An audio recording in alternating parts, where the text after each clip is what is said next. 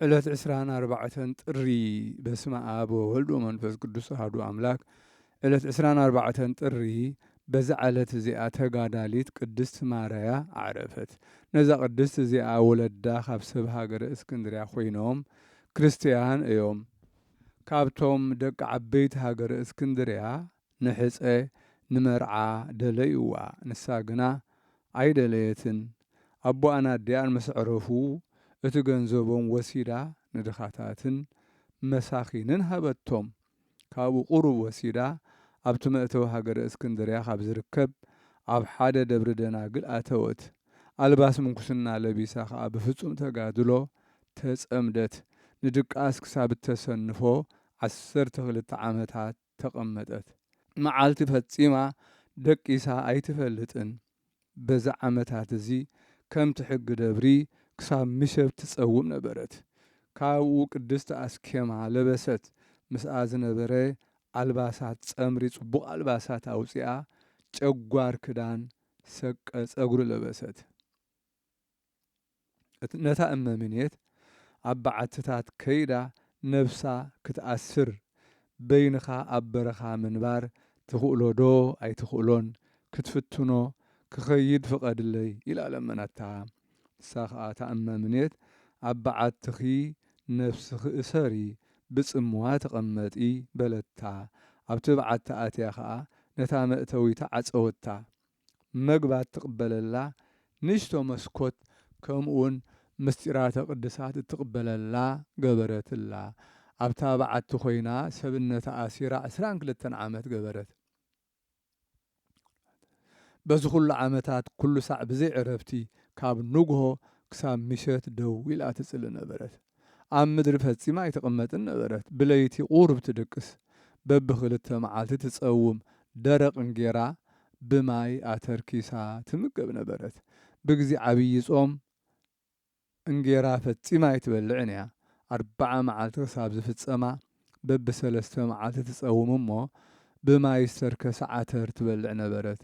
በዓል ጥምቀት ቅድስት ዕለት 11 ጥሪ ምስኮነ ነተናሓት ካብ ቅዱስ ማይ ከምፅኣላ ሓተተተን። ምስ ኣምፅኣላ ከዓ እዳዋን ገፃን ተሓፅበት።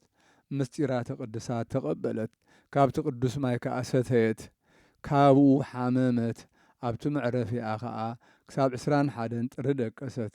በታ ዕለት እቲኣ ከዓ ካልኣይ ምስጢራተ ቅድሳት ተቐበለት። ነታ እመምኔት ፀዋዓታ እሞ ኣእጋራ ከተቕርበላ ብዙሕ ለመነታ። ምስ ኣቕረበትላ ተሳለመታ። ብኢዳ ዳህሲሳ ከዓ ነዘን ኣእጋር እዚአን እመስግነን ናብ ጎይታና የሱስ ክርስቶስ ዘብፅሓኒ ምስጋና ንዑኡ ይኹን እናበለት ገፃ ደረዘት። ካብኡ ንኩለን ደናግል ፀዋዓተን እሞ ሰላም ኢላ ተፋነወተን። ድሕሪ 3 መዓልታት ክበፅሓኣ ከዓ ለመነተን። 3 መዓልቲ ምስ በፅሐ 24 ጥሪ ማለት እዩ መጺአን ምስ በፅሓኣ ኣዕሪፋ ጸንሓተን። ኩሎም ማሕበር መጺኦም ከዓ ገኒዞም ጾይሮም ኣብ ቤተ ክርስቲያን ኣብጽሕዋ። ከምቲ ዝግባእ ገይሮም ድማ ጸለዩላ። ምስተን ቅዱሳት ደናግል ከዓ ኣንበርዋ። ጸሎታን በረኸታን ምሳና ይኹን ንዘለዓለም ዓለም ኣሜን። ሰላም ለማርያ ዘኣጥባኣት ትፍዲ ለነዳያን ወለምስኪናን ንዋየ ኣቡሃ ወላዲ ወወጠነት ገድለ በኣጽርኦ ንዋ መዓዲ እምኣሞሆ ዛቲ ድንግል እንበለ ህቀ እጐንዲ ሰላም እብል ለቀሲስ ኣብሳዲ።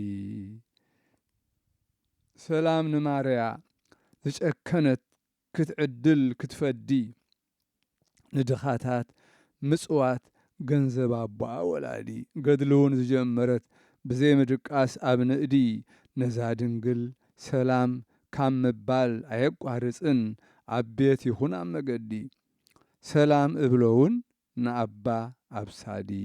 በዛ ዕለት እዚኣ ንብፁዕን ቅዱስን ቀሲስ ኣብሳዲ መዘከርታው እያ። ብዛዕባኡ ዝተባህለሎ ኣብኡ ናይ ንጽህና ትሩፋት ነበሮ። ምእንቲ ዝኻ እግዚኣብሔር ሓለዎ መዘከርታኡ ድማ ኣብ ዓለም ህሉ ገበሮ። በረኸቱ ምሳናት እውን ዘለዓለም ዓለም ኣሜን። በዛ ዕለት እዚኣ ዓብዪ ቅዱስ ኣባ ቢፋ ሰማዕትነት ተቐበለ። ንሱ ካብ ሃገረ ግብፂ ከባቢ ጣሓ ስፍጥ ካብ ዝተባህለ ዓዲ እዩ። ከምኡ እውን መዘከርታ ጻድቃን ሓውዜን እዩ። እግዚአብሔር ብጸሎቶም ይምሓረና ንዘለዓለመ ዓለም አሜን። ሰላም ለከ ዘሃገረ ስፍጥ ቢፋ ሰማዕታተ ክርስቶስ አልፋ ሰማዕተ ክርስቶስ አልፋ መዋዕልየ በከንቱ እምቅድመ ይህልፋ እህድጋ ለመዓት ወለቁጣ እግድፋ ትዕግስተ ነፍስከ ረሲ ለነፍሲ አጽፋ። ሰላም ንዓኻ ናይ ሃገረ ስብጥ ቢፋ ሰማዕቲ ክርስቶስ አልፋ ዓመታተይ ብኸንቱ ኸይሓልፋ ንመዓት ክሓድጋ ንቁጥዓውን ክገድፋ ትዕግስቲ ነፍስኻ ግበረለይ ንነፍሰይ ክዳና ዓጽፋ።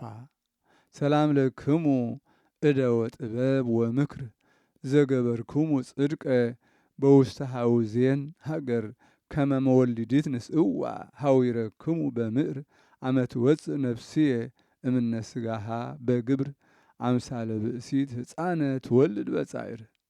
ሰላም ንዓኹም ሰብኡት ጥበብ ወምኽር ጽድቂ ዝገበርኩም ኣብ ሓውዜን ሃገር ከም ምሕረሲት ኮንኩም ውሰድዋ ብሓባር ነፍሰይ ክትወፅእ ከላ ካብ ስጋኣ ብግብር በምሳል ሰበይቲ ሕፃን ክትወልድ ከላ ብጻዕር። በዛ ዕለት እዚኣ መዘከርታ ዕረፍቱ ንኽቡር ኣቦ ልዑል ዜናን ምግባርን በዓል ብዙሕ ገድልን ኣባ መርሃ ክርስቶስ እያ። ንሱ ቁጽሩ ካብቶም 9 ኣበው መምህራን ናይ ደብረ ሊባኖስ እዩ። ነዚ ኣቦዚ እግዚኣብሔር ከም ነቢይ ኤርምያስ ካብ ከርሲ ዲኡ ቀደሶ ልደቱ ድማ ብብስራተ መልአኽ ዝኾነ እዩ። ኩሉ ዜና ትሩፋቱ ኣብ መጽሓፍ ገድሉ ተጻሒፉሎ ንጐይታና ብዓብዪ ድኻምን ብብዙሕ ገድልን ባህ መሰበሎ ብሰላም ዓረፈ ናብ ናይ ዘለዓለም ሕይወት ከዓ ገዓዘ። በረኸቱ ምሳና ይኹን ዘለዓለም ዓለም አሜን።